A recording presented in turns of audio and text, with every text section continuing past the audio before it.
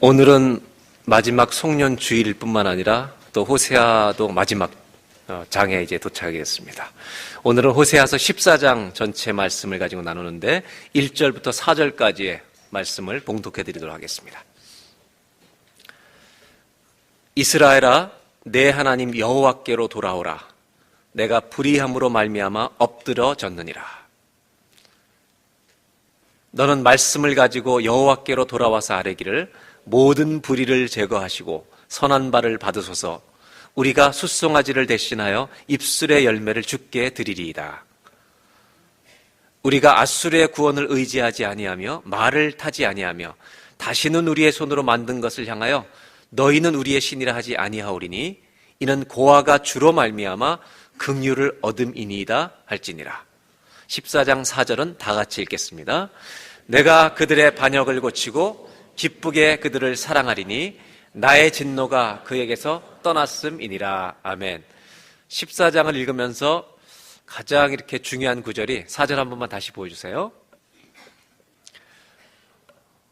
내가 그들의 반역을 고치고 기쁘게 그들을 사랑하리니. 이 말씀이 호세아서 마지막 장인데, 호세아서 마지막 장 어떻게 정리가 되냐면 그 많은 우리를 향한 심판과 징계의 말씀과 또 사랑과 회복과 구원의 말씀이 반복되다가 마지막 14장에 와서는 결론을 얘기하시는데, 결론이 이거죠. 내가 너희를 사랑하겠다는 게 결론입니다. 내가 너희를 사랑하리니. 그래서 호세아서 14장은 이 전체 14장 내용은 1절로 9절로 되어 있지만 14장 전체를 읽어보면서 첫 주에 나눴던 말씀은 하나님 죄송합니다 였어요. 그리고 마지막 주는 하나님 감사합니다로 끝내려고 합니다. 왜 죄송하냐면 우리를 그렇게 사랑하시는데 얼마나 우리가 잘못 사는지 그래서 죄송했고, 읽으면 읽을수록 그렇게 잘못 사는데도 하여튼 계속 사랑하시겠다니까 할 수 있는 말이 감사하다는 말밖에 없다는 거예요. 그래서 호세아서는요, 이 두 문장을 알면 다 아는 거예요. 한번 따라해 보실까요? 하나님 죄송합니다. 하나님 감사합니다. 호세아를 우린 끝낸 겁니다. 이 두 문장이 호세아를 전부 정리한 내용입니다. 그렇다면 오늘 14장은 이 아름다운 결론, 우리를 사랑하시는 결론은 9절까지로 딱 구성되어 있는데 두 단락으로 나눌 수 있습니다. 어떻게 되어 있는지 보겠습니다. 1절로 3절 도표를 보죠. 앞부분은 돌아오라는 것이 주제입니다. 주님께 돌아오라는 겁니다. 그 다음에 4절부터 9절은 내가 너를 마음껏 사랑하리라. 돌아오라 사랑하리라. 이것이 14장 전체의 주제인데, 호세아는 그러면 14장을 마무리하면서 무엇을 위하여, 어떤 목적을 위해 호세아서를 우리에게 주신 것일까? 이걸 우리가 마음속에 좀 품고 호세아서를 마무리하면 좋겠다는 생각이 들어요. 첫 번째는 우리가 아무리 잘못했던 과거가 있고 현재 그렇다 할지라도 호세아서는 좌절하지 말라는 겁니다. 여전히 내가 너를 사랑하고 있다는 걸 알려주시는 책입니다. 또 하나의 그런 목적이 있습니다. 그것은 끝에 좀 설명을 드리도록 하겠습니다.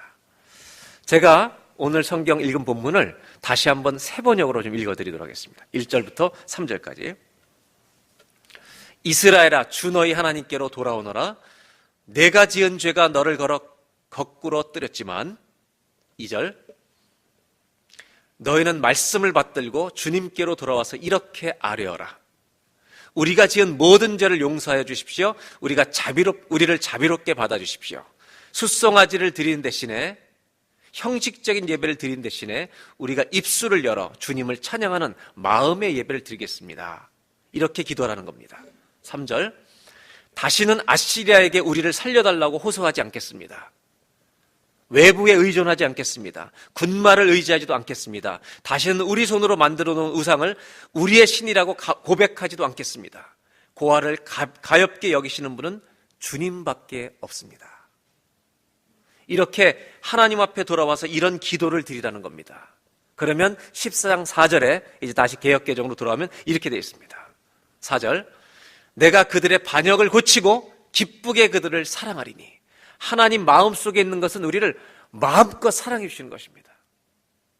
그래서 이 1, 2, 3, 4절 읽어보면 하나님이 우리에게 사랑을 가르쳐 주시는 것 같아요. 사랑은 잠깐 느끼는 감정이 아니라 하나님이 우리에게 가르쳐 주시는 사랑은 평생을 신뢰하는 관계 속에 있는 거예요. 관계가 사랑인 거예요. 이것을 14장을 통해서 가르쳐 주실 뿐만 아니라 더 중요한 것은 이제 내가 너희를 마음껏 사랑하리라는 말씀을 해주시면서 그 다음에 나오는 말씀들은 하나님이 우리에 대해서 어떤 소원을 가지고 계시는가, 이제 그것을 설명해 주시는 겁니다. 5절부터 보겠습니다. 이것이 호세아서의 이제 마지막 장입니다. 내가 이스라엘에게 이슬과 같으리니, 하나님이 참 재미있는 단어를 사용하십니다. 호세아서 6장에서 이런 말씀을 하신 적이 있어요. 나를 향한, 주님을 향한 너희의 사랑은 아침 안개와 같고 쉬 사라지는 이슬과 같도다. 그러니까 우리 사랑을 뭐에 표현하시냐면 없어지는, 아침에 폈다가 없어지는 이슬과 같다고 설명하셨는데, 하나님은 똑같은 이슬을 쓰시면서 다른 이슬을 얘기하세요. 그건 뭐냐면 내가 이스라엘에게 죽어가는 이 식물체들, 생명체를 살리는 이슬과 같은 역할을 하겠다. 여기서 이슬은 사라지는 이슬을 얘기하는 게 아니라 힘이 없는 사람들을 살려주는 생명과 같은 이슬을 말씀하시는 겁니다. 그 이슬과 같으니 그가 백합과 같이 피겠고 레바논 백향목같이 뿌리가 박힐 것이라. 뭐처럼 핀다고요? 우리 얼굴이 백합과 같이 피어나기를 주님이 원하신다는 거예요. 근데 어떤 사람이 이렇게 되냐면 하나님의 사랑을 입은 사람은 얼굴이 보톡스 맞아서 피는 게 아니라 그냥 백합처럼 되는 거예요. 그냥. 오늘 마지막 주인인데 옆에 사람한테 기분 좋게 한번 인사할까요? 백합꽃 같습니다. 한번 사랑 인사를 해보겠습니다.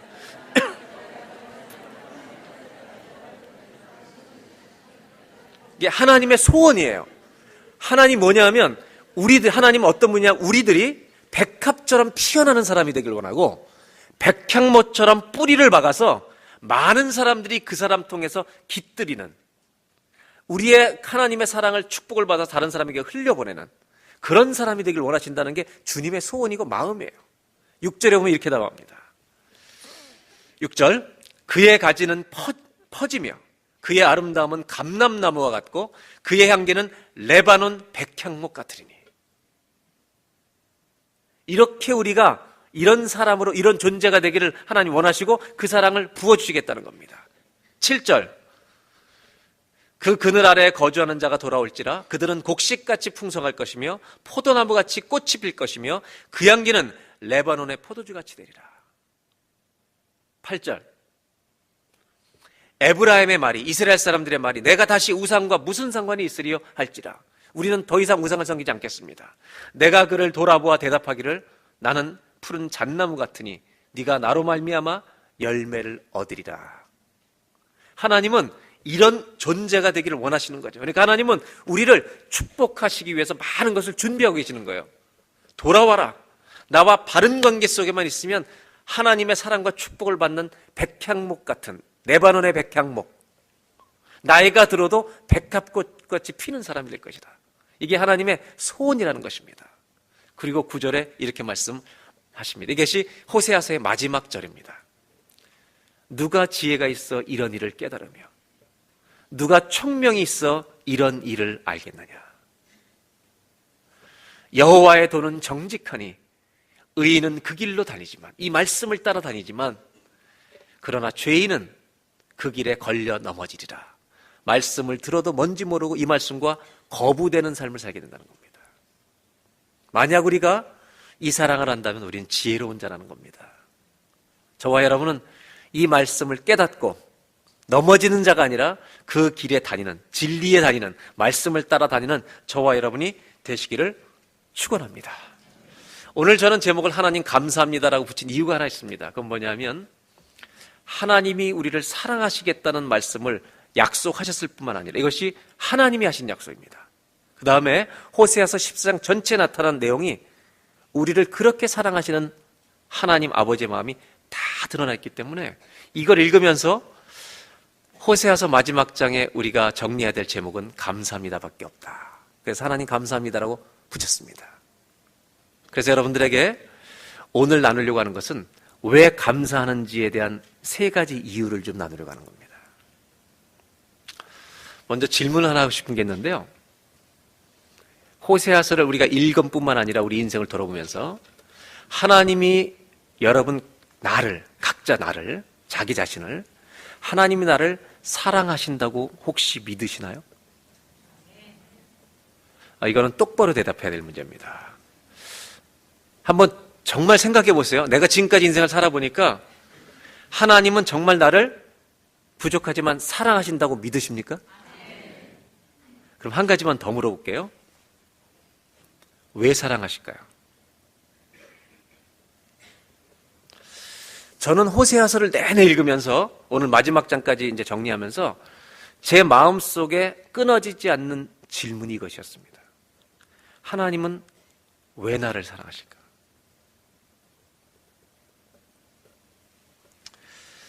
이것을 좀 저는 풀어가기 위해서 기도도 하고 주님께 여쭤도 보고 말씀도 생각하면서 고민을 많이 했어요. 하나님이 이런 마음을 주셔서 이런 생각을 주셔서 제가 생각해 봤어요. 여러분, 우리 부모님이 계시잖아요, 다. 아버지, 어머님이 계시는데 부모님 우리를 사랑하시잖아요. 하나님이 이런 질문을 해보라는 마음을 주셨어요. 우리 한국 분들은 어머니를 생각하시는 게 좋겠대요. 어머니. 전 신방 가면 그 40, 50 넘으신 남자분들이 제일 부러운 게 엄마라는 단어를 쓰시는 거예요. 목사님, 우리 엄마가 90이에요 그러는데 약간 유치한 것 같은데요. 되게 부러워요, 저는. 왜 부럽냐면 저는 고1 때부터 떨어져 살았잖아요, 부모님하고. 그래서 어려서부터 엄마라고 불러본 적이 별로 없어요. 그리고 저희 다 이북분이시니까 저희 아버님이 늘 오마니 아버지이기 때문에 그러니까 오마니 해봤지 엄마라고 해본 적이 없어서 제가 이번 한국 가면 다시 엄마 한번 해볼까? 엄마. 이 말이 나올까? 근데 엄마라는 말이 얼마나 좋은 말이에요. 막 남자분들이 막 50, 60대 가지고 엄마 이러니까 약간 유치해 보이지만 굉장히 부러워요. 근데 만약 돌아가셨어도 괜찮아요. 상상을 해보시라는 거예요. 엄마 왜 나를 사랑해라고 물어보면 엄마 왜 나를 사랑해라고 물어보면 어머니들이 뭐라고 대답하실 것 같아요? 가장 보편적인 대답. 내 새끼니까 제가 적어왔어요. 답을 4가지를 적어왔으니까 1, 2, 3, 4를 들으시면서 뭐가 정답인지 얘기해보세요. 1번, 내 자식이니까 어쩔 수 없어 사랑한다. 이게 1번이에요.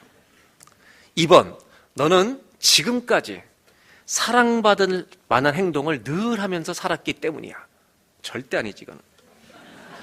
만약 2번을 선택하는 사람은 여기 교회 나오시면 안 돼. 3번, 그러게 말이다. 너를 사랑한 것이 내 평생의 실수다. 4번, 태어날 때부터 좋더라. 나도 다 모르겠다. 그냥 좋아. 그리고 평생 너를 보호해주고 싶어. 몇 번일까요? 그래요. 그렇게 사랑해요. 우리도 우리 자식을 그렇게 사랑해요. 그렇다면 이렇게 생각해 보세요. 부모님이 우리를 사랑하시는 것을 이렇게 4번 정도의 대답을 이렇게 할 수 있는데 그 사랑을 과학적으로 분석할 수 있는 것일까라고 하는 거예요. 부모님이 우리를 이렇게 사랑하시는 것을 과학적으로 정확하게 분석해서 137가지의 이유를 과학, 수학, 공식처럼 다 설명해서 들이댈 수 있는 거냐 말이에요. 있어요, 없어요? 없어요. 만약 부모가 자식을 사랑하는 이유를 100% 완벽하게 과학적으로, 심리학적으로 소개할 수 있다면 노벨상이에요. 안 나와요. 전 이렇게 생각해요. 만약 그것이 공식처럼 드러난다면 더 이상 사랑이 아니에요. 사랑이라는 단어 안에는 표현할 수 없는 뭔가가 마음 안에 있는 거예요. 그런데 분석이 안 되지만 우리는 다 알아요. 저분이 나를 사랑하고 있다는 걸 안다는 거예요. 하나님은 왜 나를 사랑하시는가? 저는 호세아서를 읽으면서 고민이었어요. 이것이 분석될 수 있는 것일까? 우리는 다 모르죠. 그러면서 생각한 것이 이것입니다. 얼마나 호세아서가 우리 자신의 이 속사람의 모습을 다 드러내보겠어요. 얼마나 우리가 추한 자입니까, 하나님 앞에. 남편을 버리고 계속 떠났던 고멜처럼 우리가 하나님 앞에 얼마나 많은 더러운 생각과 이 교활함과 하여튼 얼마나 이런 것들을 많이 가지고 사는 자였어요. 그런데 왜 사랑하시는 거예요? 호세아를 통해서 하나님 죄송합니다라고 말할 수밖에 없는 이유는 우리 자신을 우리가 알기 때문이에요. 우리 동양에 사는 사람들은 공자라는 사람을 모르는 사람이 없잖아요. 이 공자는 연령에 따라서 이렇게 좋은 단어를 하나씩 만들어 놨잖아요. 20세 약관. 여러분 아시는 대로 40이 뭐였죠? 이 영어권들은 잘 모르실 텐데 이 공자라는 분이 있어요, 중국에. 그분이 나이대에 맞춰서 단어를 이렇게 딱딱 정리한 게 있는데 40세가 뭐였죠? 예, 한번 영어권을 해서 좀 보여드릴게요. 한번 도표를 보여주세요. 공자라는 분은 40세를 불혹이라 그랬어요. No more temptation. 유혹을 받지 않을 만한 나이래요. 새빨간 거짓말이에요. 저는 공자를 훌륭하게 생각해요. 한 철학을 한 사람으로서. 왜냐하면 이 사람의 스탠다드, 기준은 굉장히 좋아요. 이런 인생을 살라는 거예요. 그러면 40세가 불혹인데 요즘은요 60도 유혹받아요. 50이 되면요 하늘의 뜻을 안대요. Knowing God's will. 제가 50인데 Knowing my desire. I know my emotion. 근데 하나님의 뜻은 기도해야 알아요. 얼마나 내가 나쁜지 몰라요. 60이면 이순이래요. Ready to accept what people speak. 사람들이 무슨 말 하든지 들을 수 있는 부드러운 귀가 되는 게 이순이래요. 60세한테 아무 말이나 해봐요. 돌던집니다 그냥. 요즘은 60도 얼마나 혈기가 왕성한지 몰라요. 여러분 아무리 좋은 말을 써놔도 40도 죄인이고 50도 죄인이고 60도 죄인이고요. 얼마나 우리가 취해요. 그런데 왜 사랑하시는 거예요? 이런 우리를 왜 사랑하시는 거예요?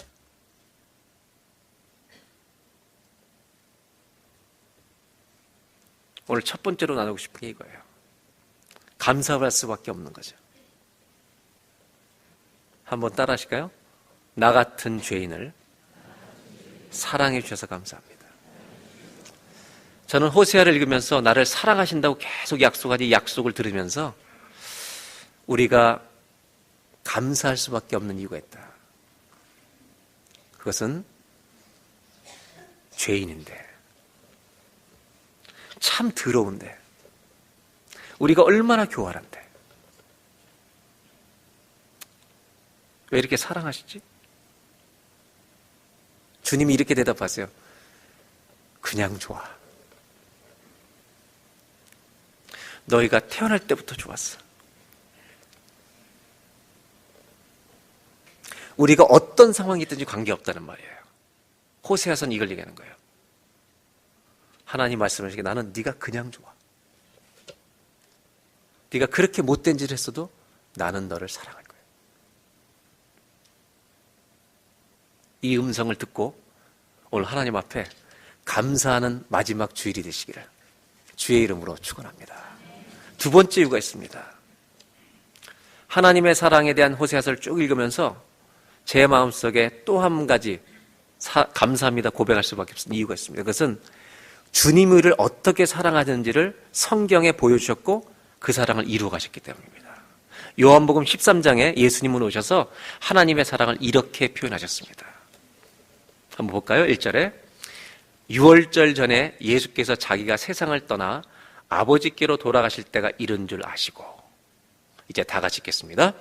세상에 있는 자기 사람들을 사랑하시되 끝까지 사랑하시느니라. 언제까지 사랑하신다고요? 여러분, 예수님은 사랑을 어떻게 하시는 분이냐면 끝까지 하시는 분이에요. 나 같은 죄인을 끝까지 사랑해 주신대요. 사람의 말이 아니어서 시건하는 분이 아니에요. 끝까지 사랑하신다는, 나 같은 죄인을. 죄송합니다만 이런 표현을 하고 싶어요. 우리는 인생을 살다 보면 만나고 싶지 않은 사람들이 있더라고요. 없어요? 있어요? 없어요? 황 간사님? 얘기해봐요. 부록의 나이가 지났는데. 여러분이 만나고 싶지 않은 사람이 어떤 사람들이에요?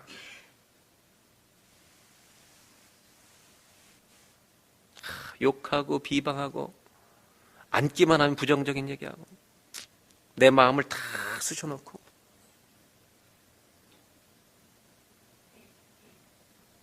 우리가 주님에게 그렇게 했어요.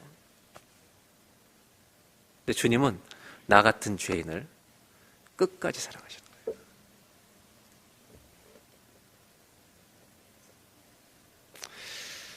제가 살아오면서 한국에 서울에 살 때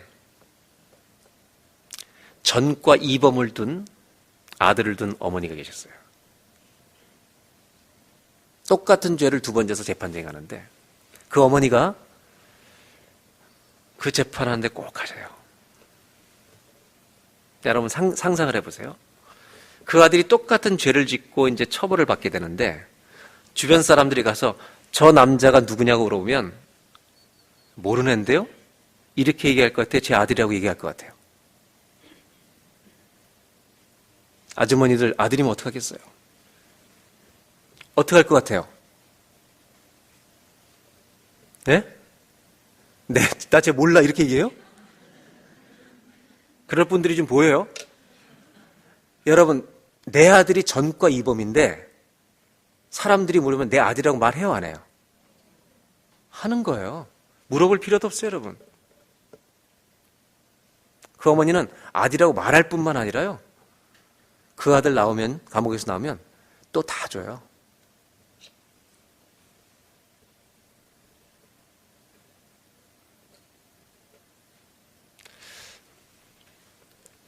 우리는 하나님 앞에 전과 몇 범일까요?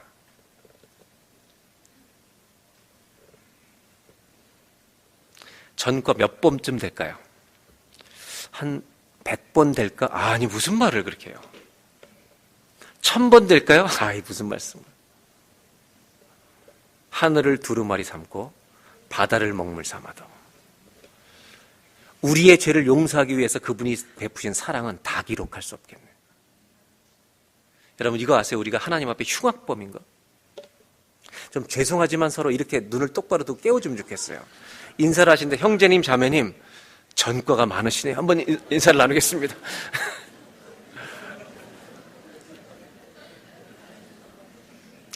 여러분, 동의하세요? 우리는 대답을 뭐라고 하시면 흉악범끼리 왜 이러십니까?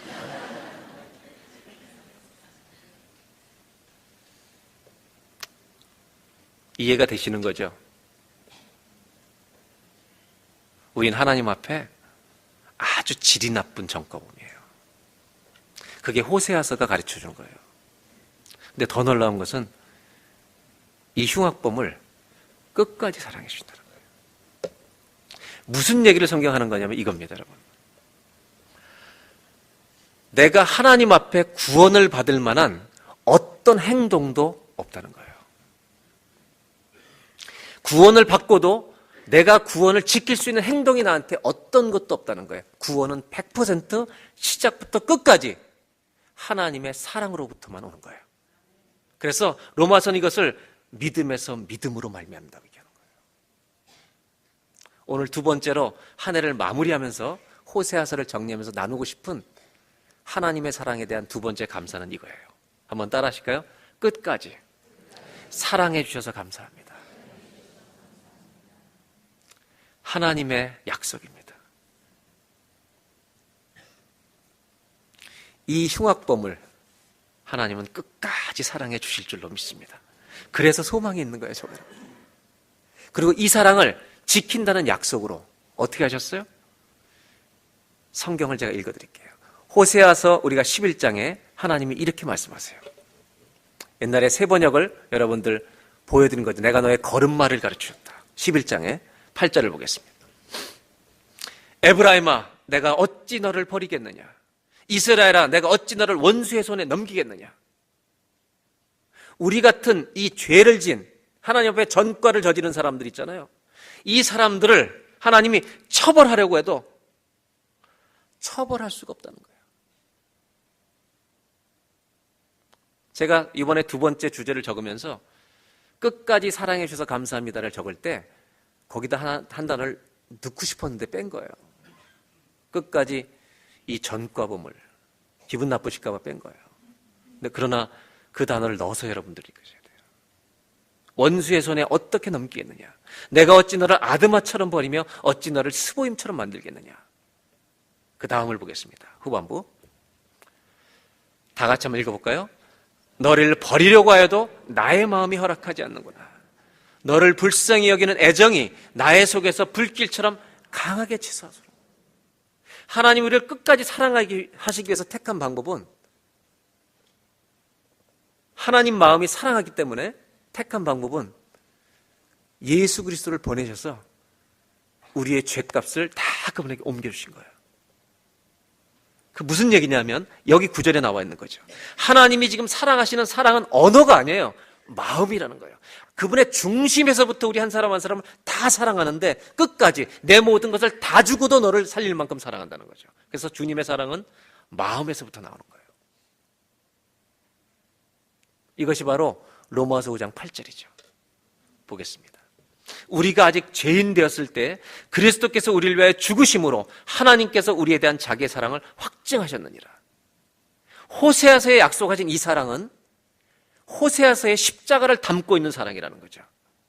우리를 위해서 죽어주실 계획을 가지고 하나님은 사랑을 하신다는 거죠. 그래서 내가 겉으로 너희들의 죄를 볼 때는 심판과 진노를 내려야 되는데 내 속마음이 허락하지 않는구나. 너희를 처벌할 수 없다. 그 호세아에 예수 그리스도가 숨겨져 있다는 거죠. 그리고 예수님은 요한복음 12장 24절에 이 하나님의 사랑을 이렇게 우리한테 얘기해 주셨습니다. 내가 진실로 진실로 너에게 이르노니 한 알의 밀이 땅에 떨어져 죽지 아니하면 그대로 있고 한 알 그대로 있고 죽으면 많은 열매를 맺느니라. 이 말씀을 하시고 그 하나님의 사랑을 우리에게 십자가를 통해 보여주신 거죠. 저는 이 하나님의 사랑을 호세아서를 마무리하면서 한 가지 꼭 마음속에 두는 게 뭐냐면 입으로만 사랑한 게 아니라는 거예요. 주님은. 제 아내가 이렇게 살면서 결혼 살면서 저희도 목회는 했지만 지난주인가 사진 한번 봤잖아요. 우리도 그런 때가 있었다고. 그런 때가 있었는데요. 여자들은 그런 거 물어보잖아요. 여보 나 사랑해 이런 걸 자꾸 물어보잖아요. 그럼 저는 한국 남자잖아요. 목회자고 그래서 보수적인 편이어서 대답을 잘 안 해요. 여보 나 사랑해 그러면 사랑하니까 결혼했잖아. 말 안 하고 있으면 변하지 않은 거야. 변하면 가르쳐 줄게. 돌 던지려고 그러지 마세요. 더 중요한 얘기를 할 거니까. 말보다 중요한 게 있다는 거예요. 그게 뭐냐면 마음이에요. 하나님은 호세아 14장 4절에 이렇게 말씀하셨어요. 오늘 14장의 가장 중요한 구절이죠. 너희가 나에게 돌아와라. 내가 그들의 반역을 고치고 기쁘게 마음껏 그들을 사랑하리니. 제가 감사한 것은 이거죠. 그분이 입으로만 사랑하신 분이 아니라는 거예요. 제가 저희 가정의 부부의 예를 들어볼게요. 여러분들 얘기보단 그게 편할 것 같아요. 부부관계가 깨어진 분들도 있고 물론 어려운 분들은 양해하고 들으세요. 그냥 일반적인 부부에 대한 얘기예요. 여러분 결혼하기 전에 만나서 데이트하고 이렇게 특별히 연애결혼을 하신 분들은 처음에 사귈 때 막 만나려고 그러면 가슴이 떨리던 때가 혹시 있었나요? 이조 시대도 있었죠? 그거는 역사가 시작부터 끝까지 있었던 것 같아요. 요즘 밥 먹으러 나갈 때 떨려요? 10년 정도 같이 살고 나면 떨리는 게 없죠. 제가 무슨 얘기를 하려고 하는 거냐면 우리 그리스도인들이 하나님과의 관계에 있어서 오해하는 게 하나 있다는 거예요. 이 성경 구절을 10년 이상 신앙생활 하신 분들, 특히 20년, 30년, 40년 한 분들은 이 성경 구절 나오면 굉장히 부담스러워하고 열등감을 느껴요. 죄책감도 느끼고. 이런 구절이 있어요. 보여드려도 괜찮겠어요? 그냥 넘어갈까요? 보여드릴까요? 예, 보여드리고 넘어갈게요. 그러면 이거는 에베소 교회를 향한 말씀인데, 이 말씀은 뭐 1년 되신 분, 예수를 처음 믿은 분들은 별로 이걸 모르는데 10년 이상 된 분, 특히 20, 30년 넘은 분들은 다 이 말씀 앞에 가면 피하고 싶은 구절이에요. 한번 보겠습니다. 요한계시록 2장 4절인데 에베소 교회를 다 칭찬하시다가 이렇게 말씀하세요. 너를 책망할 것이 있나니 너의 처음 사랑을 버렸느니라. 괜히 봤죠? 처음 사랑을 버렸다라는 말이 나오면 첫사랑에 대한 이 열정이 식은 것 같아서 예수 믿는 사람들이 부담이 많아요. 제가 이거를 우리 부부관계를 좀 설명드릴게요. 이 첫사랑을 많은 사람들이 이모셔널하게 감정적으로 생각하기 때문에 오해하는 거예요. 물론 영적으로 식은 분들은 깨달아야 돼요. 그런데 생각해 보세요. 저와 제 아내가 처음 만나서, 전도사와 대학교생 때 만나서 우리가 만날 때 가슴 설레는 게 있었을까요? 우리 집에는 없었을까요? 우리도 있었어요. 믿어주세요. 그리고 결혼하기 전에 손을 잡았을까요? 안 잡았을까요? 우리를 너무 세속적으로 보지 마세요. 잡았어요. 그것도 결혼하기 얼마 전에. 처음 잡았을 때 전기가 왔을까요? 안 왔을까요? 예? 네, 왔어요. 요즘 올까요? 안 올까요? 참고로 26년 넘었어요. 10년 넘으신 분들, 결혼 생활 10년 넘으신 분들, 손잡은 전기 와요, 안 와요? 잡아봤어야지. 일부 예배 때 어떤 분이 요새도 전기가 온대. 전기가 아니야, 신경통이야. 그 신경통. 무슨 전기야.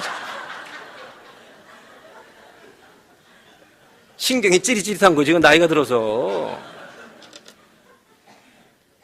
여러분, 감각이라는 것은 잘 들어보세요.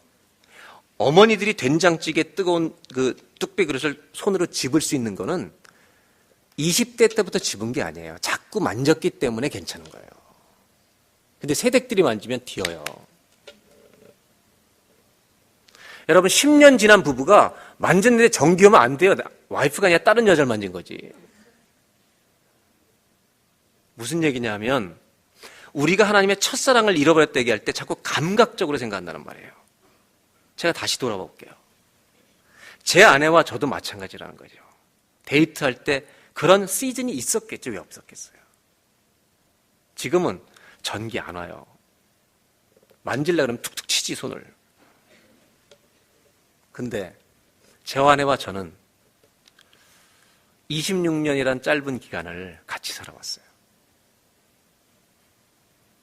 같이 눈물의 골짜기를 지나기도 했고요. 너무 기뻐서 하나님 앞에 다 드리고 싶었던 감격의 순간도 있었어요. 병에 걸려서 사망의 골짜기를 지나본 적도 있고요.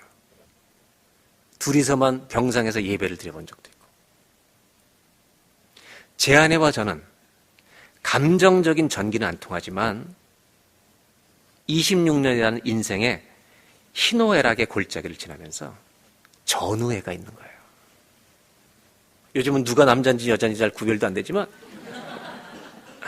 그런데 제가 말씀드린 포인트는 이거죠. 지금 제 아내와 함께 둘이 손잡고 전기 나누지만 우리가 걸어왔던 이 26년의 인생의 무게, 사랑의 무게와 깊이가 처음 만났을 때 전기에 왔던 사랑의 그 무게가 비교될 수 있는 거냐는 거예요. 제가 아내를 그때보다 덜 사랑해요? 말 안 하는 것 뿐이에요. 내 마음에는 저 사람 지난번 여름에 산부인과 술 봤는데 저는요 깜짝 놀랐어요. 제 마음이 이렇게 아플 줄 몰랐어요. 너무 안쓰러운 거예요. 이런 말을 한 번도 표현하지 않았어요.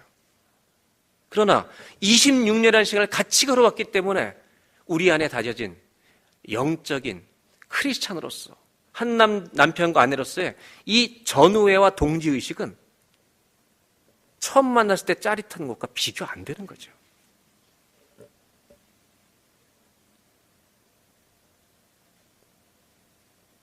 여러분, 다 그렇잖아요, 가정마다. 정상적인 가정은 그 사랑에 깊이가 있는 거고 무게가 있는 거잖아요. 저는 짜릿할 때보다 지금이 더 좋아요. 오늘 한 해 마지막 주일인데 집에 돌아가시는 길에 아내, 남편 손 한번 잡아주지 않겠어요? 전기가 안 올지라도. 전기가 오면 뭐다고? 신경통. 전기 오면 신경통이고. 손 한번 잡고 아무 말 안 해도 돼요. 여러분 한번 생각해 보세요. 말할 필요 없다니까요. 같이 살아온 그 무게를 처음 만나서 전기통한다는 사람과 비교할 수 있냐는 거예요. 저는 글로 돌아가고 싶지 않아요. 하나님은 우리에게 사랑을 가르쳐 주시는데 미숙한 사랑하지 말라는 거예요. 호세아서는 그런 얘기를 하고 있어요. 성숙한 사랑을 해라. 미숙한 사랑은 뭔지 아세요? 둘밖에 안 보이는 거예요. 우리들이 전기통하는 게 다예요. 이거는 얇은 사랑이에요. 아주 쉘로한 거예요. 그러나 산전수전을 겪으면서 하나님의 사랑을 받으며 인생의 전우가 된 아내와 남편의 손을 붙들었을 때 이 사랑은 남이 나누지 못하는 사랑이고, 그리고요, 우리만을 향한 사랑이 아니라 우리가 이런 인생의 고난을 지났으니 어려움을 당하는 다른 사람을 돕는 자가 됐으면 좋겠다는 이 마음을 가지기를 주님이 원하시기 때문에 이 사랑을 그렇게 부어주시는 것이 아닐까.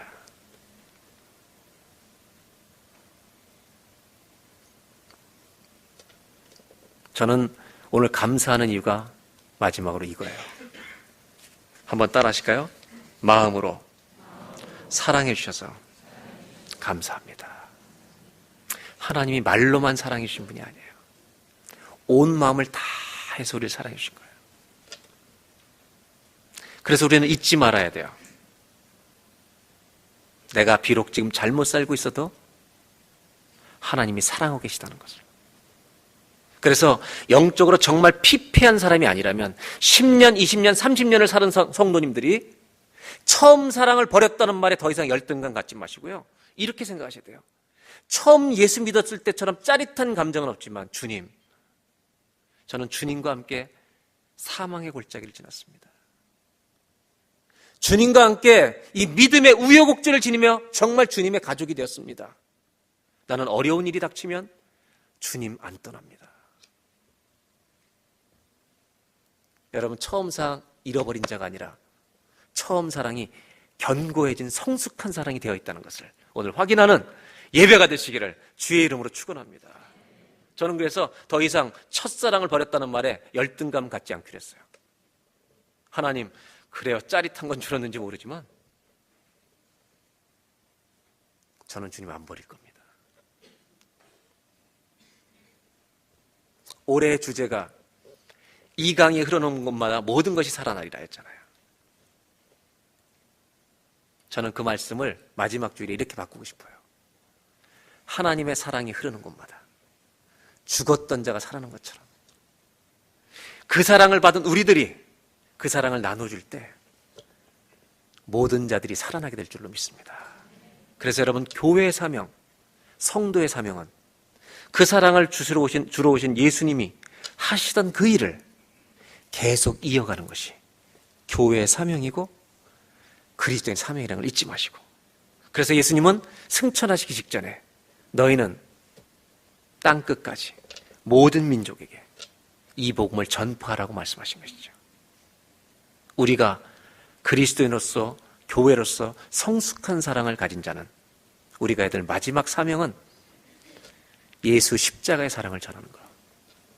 이것이 저와 여러분의 호세아서의 사랑을 받은 하나님 감사합니다 고백하는 마지막 결단이 되기를 주의 이름으로 축복합니다.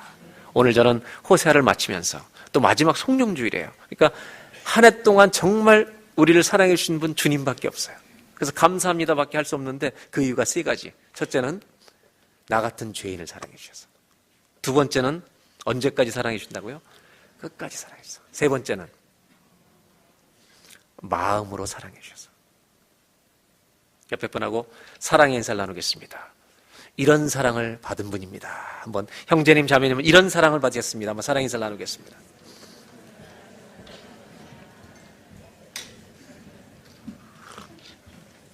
설교를 마무리하면서 마지막 나누고 싶은 게 있습니다. 우리가 하나님께 드릴 수 있는 최고의 감사는 뭔가? 하나님 이걸 가르쳐 주셨어요. 우리가 하나님께 드릴 수 있는 최고의 감사는요, 예배입니다. 그래서 우리가 지난 2, 3주 동안 한 찬송을 연습했습니다. 거룩하신 주. 정말 주님께 감사하는 사람들이 하나님께 표현할 수 있는 최고는 예배예요. 예배를 통해서 감사를 드릴 뿐만 아니라 하나님과 우리의 사랑의 관계는 더 견고해진다는 걸 잊지 마시고 내 인생의 예배가 생명이 되는 사람이 되시기를 바랍니다. 그래서 오늘 마지막 주일이기 때문에 앞에 찬양을 조금 한 이유는 이제 찬양을 부르려고요. 우리가 찬양을 드리면서 하나님 앞에 마음껏 감사하는 시간이 되시기를 바랍니다.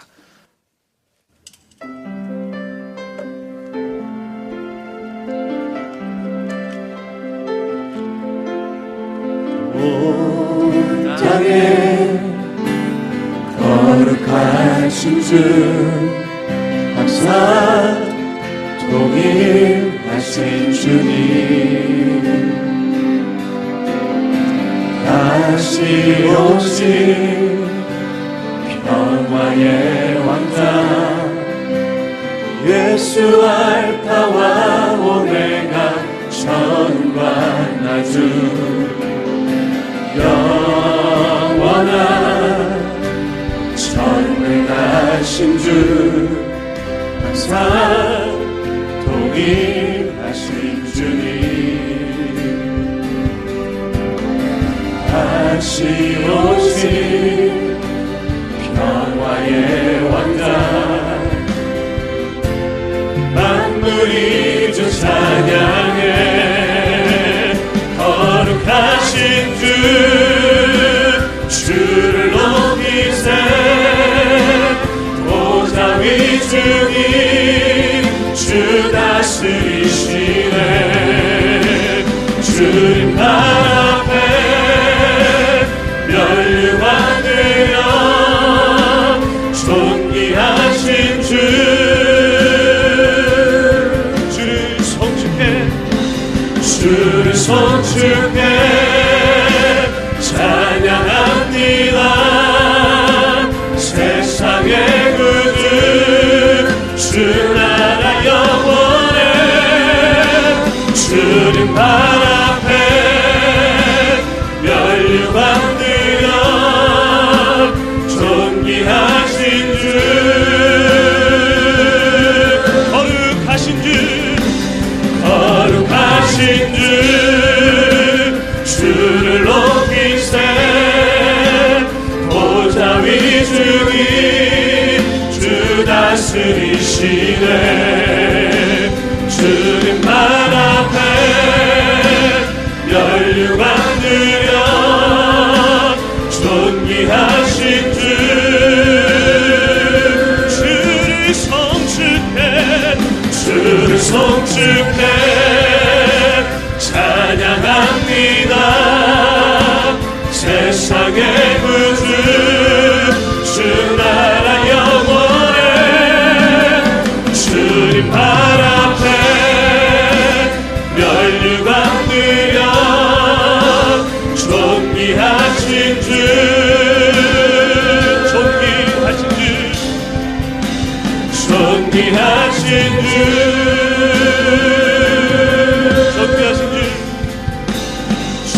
존귀하신 주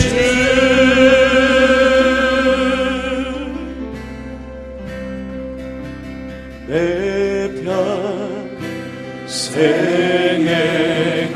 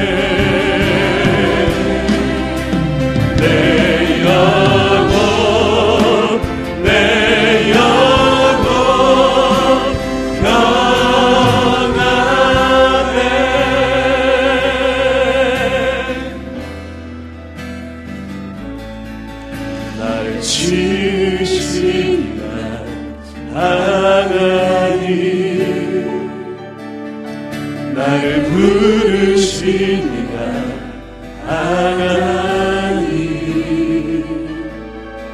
나를 보내시니도 하나님, 나의 나 된 것은 다 하나님 은혜야. 나의 달려갈 길 나가도록 나의 마지막 꿈을 따도록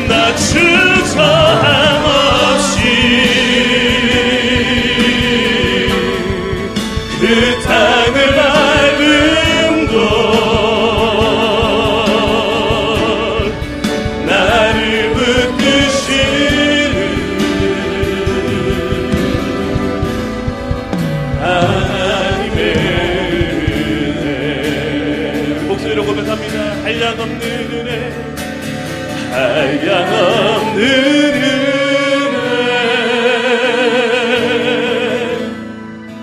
갚을 길 없는 은혜 내 삶을 애워 사는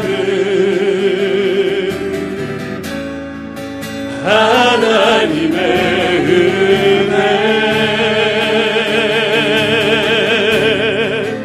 나 주저함 없이 그 땅을 밟은 도 나를 붙드시는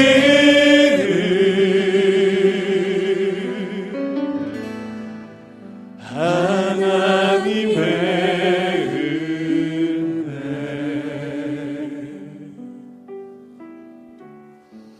다 같이 기도하겠습니다. 벌써 2014년도 오늘이 마지막 주일입니다. 그동안 호세아서를 읽어오면서 마지막 결론에 이르는데 하나님이 사람의 말로 하지 아니하시고 시건하지 않는 하나님께서 우리에게 약속하십니다. 내가 너희를 사랑하리라. 호세아서 14장까지 전체 주제가 하나님의 사랑입니다. 우리가 감사할 수밖에 없는 이유는 나 같은 죄인을 살려주신, 나 같은 죄인을 사랑해 주시기 때문입니다. 수많은 전과를 저지른 하나님 앞에 얼마나 많은 범입니까 우리가. 그런데도 우리를 끝까지 사랑해 주시기 때문에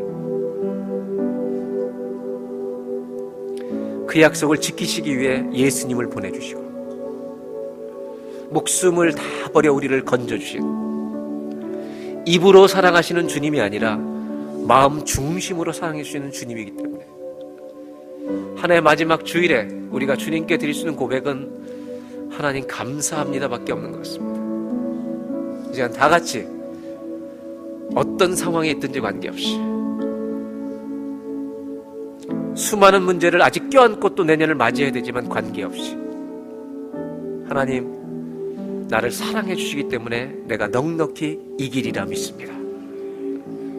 이 시간 우리 한 해를 마무리하면서 다 같이 한번 하나님 앞에 감사하는 기도를 드리도록 하겠습니다. 기도하겠습니다. 하나님 아버지, 모든 것에 감사합니다.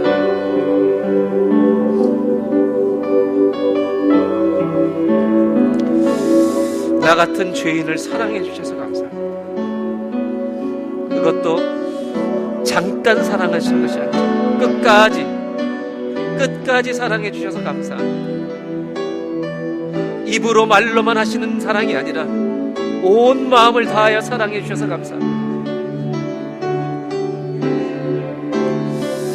아직도 많은 문제들이 우리 가정과 인생 앞에 놓여 있지만 하나님의 사랑으로 내가 살아나게 도와주시고 일어나게 도와주시고 그 사랑을 많이 받아서 백합꽃같이 피게 하시고 레바논의 백향목처럼 큰 나무 되게 하여 주셔서 그 나무까지 사람들이 깃들 수 있는 하나님의 사랑을 흘려보내는 우리 모두가 되게 하여 주시옵소서. 이 강이 흐르는 곳마다 모든 것이 살아나리라 하셨는데 그 강이 주님의 사랑이었습니다. 주님의 사랑이 가는 곳마다, 흘러가는 곳마다 모든 것이 살아나리라. 하나님, 이 호세아서를 우리에게 주신 목적이 하나님의 사랑을 아는 자만 되는 것이 아니라 그 사랑을 많이 받아서 그 사랑이 필요한 자들에게 나누어주는, 아버지 그 사랑을 전하는 삶을 살라고 우리에게 주신 줄 믿사오니 미숙한 사랑에 머물지 않게 하여 주시고 성숙한 하나님의 사랑을 누리는 우리가 되게 하여 주옵소서.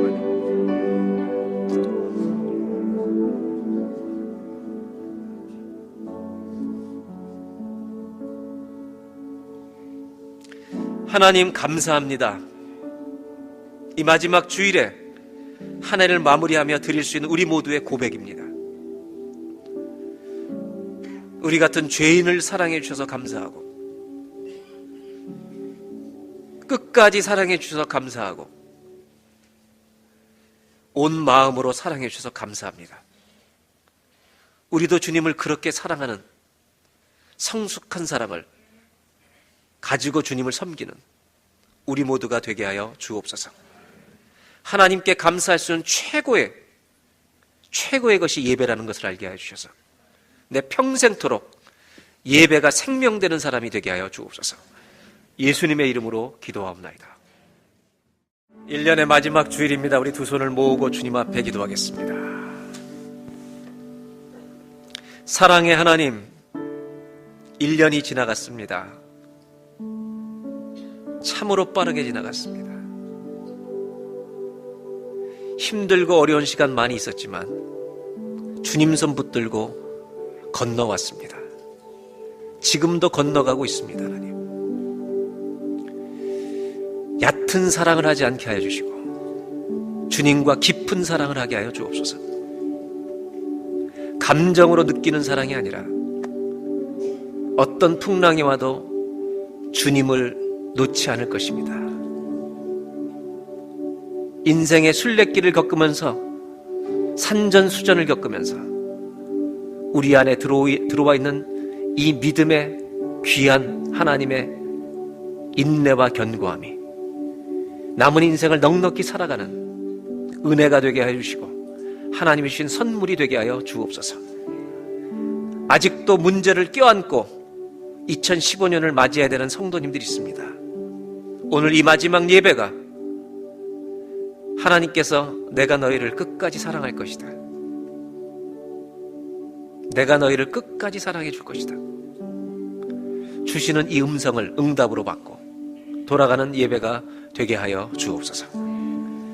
지금은 우리 구주 예수 그리스도의 은혜와 하나님 아버지의 놀라우신 사랑하심과 성령님의 감동감화 역사와 인도하심이 2014년 마지막 주일 예배를 드리고 새로운 한 해를 백합꽃처럼 레바논의 백향목처럼 살아가기를 소원하며 나아가는 모든 성도님들과 우리 교회 파송 선교사님들 위해 지금부터 영원토록 함께하여 주시기를 간절히 축원하옵나이다.